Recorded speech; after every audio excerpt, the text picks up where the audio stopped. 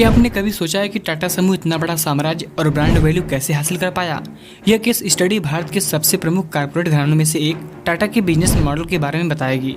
आज टाटा अपने brand value को पूरे वर्ल्ड में फैला चुका है और 120 से भी अधिक देशों में अपने सामान और सेवाओं का निर्यात करता है। टाटा ग्रुप भारत का सबसे बड़ा वाहन निर्माता है और दुनिया के शीर्ष 10 मल्टीनेशनल ग्रुप्स में से एक है और इसी के साथ ही टाटा दुनिया का 50वां सबसे मूल्यवान ब्रांड भी है। ये कंपनी काफी तेजी से आगे बढ़ रही है क्योंकि टाटा ग्रुप अपने बिजनेस को कई और अलग अलग क्षेत्रों में बढ़ा रहा है। टाटा ग्रुप पूरे भारत में 7.5 लाख से भी अधिक लोगों को रोजगार देता है और इसलिए यह देश का सबसे बड़ा प्राइवेट एम्प्लॉयर भी है। तो आज हम इसी टॉपिक पर बात करेंगे कि टाटा ग्रुप ने अपने साम्राज्य को इतना बड़ा कैसे बनाया, इसके पीछे क्या मार्केटिंग स्ट्रेटजी है, आखिर इसका बिजनेस मॉडल कैसा है और भी बहुत कुछ। एंड मोस्ट यूजफुल थिंग्स, इस केस स्टडी से आप बहुत सारे नॉलेज और आइडियाज सीखने को पाओगे जो आप अपने बिजनेस में भी इम्प्लीमेंट कर सकते हो। कंपनी की शुरुआत होती है 1868 में, जब जमशेदजी टाटा ने इस समूह की स्थापना की। उस समय यह भारत का सबसे बड़ा और सबसे भरोसेमंद वैश्विक समूह बन गया। यह भारत के सबसे शक्तिशाली औद्योगिक समूह में से एक है। यह 6 महाद्वीपों पर 80 से अधिक देशों में संचालित होता है। इसका कारोबार 120 से अधिक देशों में सामान और सेवाओं का निर्यात करता है। साल 1870 में 21,000 पूंजी के साथ जमशेदजी टाटा ने एक विनिमय संगठन की स्थापना की। उनका उद्देश्य 4 मुख्य उद्देश्यों को पूरा करना था: एक लोहा और इस्पात संगठन, एक असाधारण सराय, एक विश्व स्तरीय शिक्षण प्रतिष्ठा और एक पनबिजली संयंत्र की स्थापना करना। टाटा ग्रुप को 1868 से लेकर 2022 तक 7 लोगों ने बड़े अच्छे तरीके से संभाला, जिसमें से पहले हैं जमशेदजी टाटा 1868 से 1904 तक। 3 मार्च 1939 को जन्मे जमशेदजी टाटा एक भारतीय पायनियर थे और 1904 तक भारत की सबसे बड़ी कंपनियों के समूह, जिसे टाटा समूह कहा जाता है, के संस्थापक थे। इन्हें भारतीय उद्योग के पिता का मानद टैग दिया गया। ये इस समूह के पहले अध्यक्ष थे और 1904 तक इसी पद पर बने रहे। दूसरे हैं सर दोराबजी टाटा 1904 से 1932 तक। 27 अगस्त 1859 को जन्मे सर दोराबजी टाटा जमशेदजी टाटा के सबसे बड़े पुत्र और टाटा समूह के दूसरे अध्यक्ष थे। सर दोराबजी टाटा ने ब्रिटिश काल के दौरान उद्योगों के टाटा समूह को बनाए रखने में एक आवश्यक भूमिका निभाई। तीसरे हैं सर नौरोजी सकलतवाला 1932 से 1938 तक। सर नौरोजी सकलतवाला भारतीय बहुराष्ट्रीय समूह टाटा समूह के तीसरे अध्यक्ष थे। उन्होंने एक कर्मचारी से अध्यक्ष तक का रास्ता बनाया और 1938 में उनकी मृत्यु हो गई। चौथे हैं JRD टाटा 1938 से 1991 तक। इनका पूरा नाम जहांगीर रतनजी दादाभाई टाटा है। ये टाटा समूह के चौथे अध्यक्ष थे।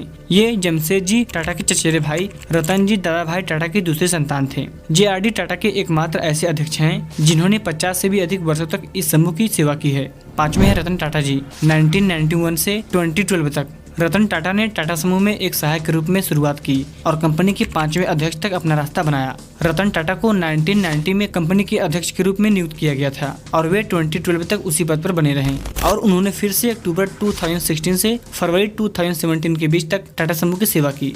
6वें हैं साइरस मिस्त्री 2012 से 2016 तक। साइरस मिस्त्री टाटा समूह में बोर्ड के मेंबर के रूप में शामिल हुए और जल्द ही 2012 में टाटा समूह के अध्यक्ष के रूप में चुने गए। ये कहा गया है कि साइरस मिस्त्री टाटा समूह के इतिहास को स्वीकार नहीं कर रहे थे। और 7वें हैं नटराजन चंद्रशेखरन 2017 से वर्तमान तक। 2 जून 1963 को जन्मे एन चंद्रशेखरन टाटा समूह के 7वें और वर्तमान अध्यक्ष हैं। टाटा समूह के अध्यक्ष के रूप में एन चंद्रशेखरन की यात्रा आसान नहीं रही। 2019 में national company law appellate tribunal NCLAT ने अध्यक्ष के रूप में उनकी स्थिति को अवैध ठुकराया और फिर 2020 में भारत के सर्वोच्च न्यायालय ने NCLAT के फैसले को खारिज कर दिया और आज वर्तमान में एन चंद्रशेखरन टाटा समूह के अध्यक्ष हैं। अब हम बात करेंगे टाटा के बिजनेस मॉडल के बारे में। टाटा एक विशाल ग्रुप है, जैसा कि हमने पहले भी सीखा है, और इसलिए उनके पास एक विशेष व्यवसाय मॉडल नहीं है, बल्कि उनके पास कई बिजनेस मॉडल्स हैं। कंपनी अपनी पहुंच को अधिकतम करने और प्रत्येक बाजार में अपनी दृढ़ पकड़ बनाने के लिए अपने विभिन्न ब्रांड्स को मार्केट में अवेलेबल कराती है। एक कंपनी के कई बिजनेस मॉडल्स होते हैं और इसी तरह टाटा ग्रुप्स के भी कई बिजनेस मॉडल्स हैं और हम इन्हीं बिजनेस मॉडल्स को बारी बारी से समझेंगे। पहला है कस्टमर सेगमेंटेशन।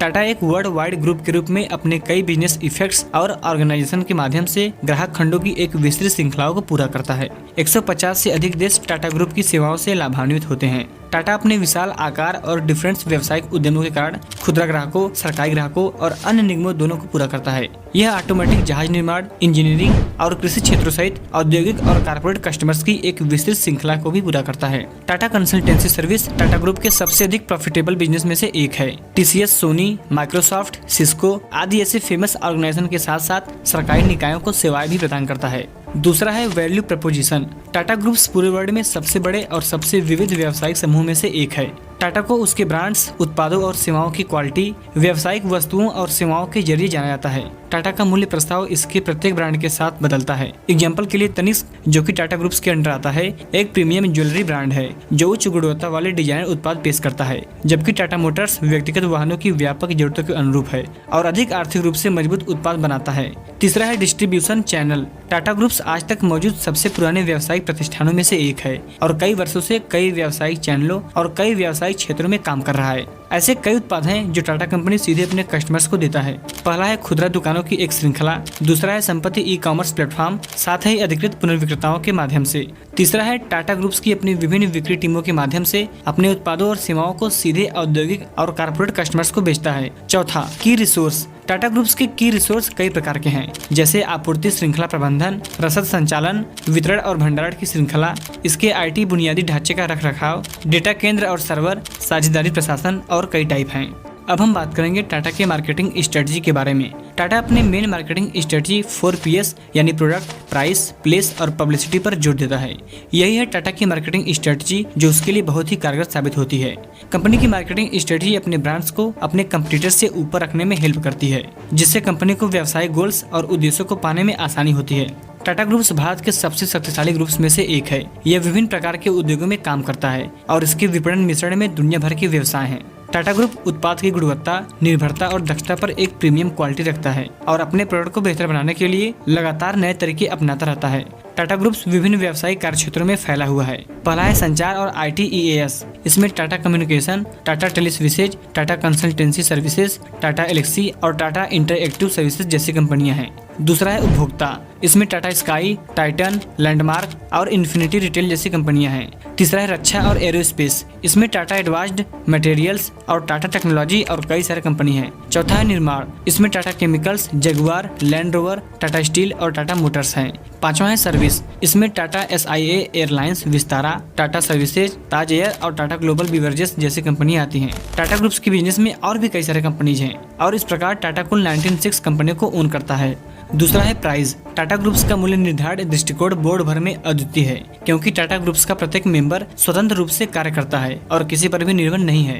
प्रत्येक कंपनी दूसरों से अलग और असंबद्ध है। हालांकि हर कंपनी की मूल्य रणनीति और विपणन दूसरों से अलग होती है, क्योंकि हर कंपनी अलग अलग कठिनाइयों से निपट रहा है और इसलिए टाटा ग्रुप्स अपने अलग अलग प्रोडक्ट्स के लिए एकल मूल्य निर्धारण नीति रखता है। तीसरा है प्लेस। टाटा ग्रुप्स का संचालन 6 महाद्वीपों के 80 से अधिक देशों में है। इसमें विभिन्न प्रकार के उपक्रम और परियोजनाएं हैं, जिन्हें डिजिटल प्लेटफॉर्म के माध्यम से एक्सेस किया जा सकता है।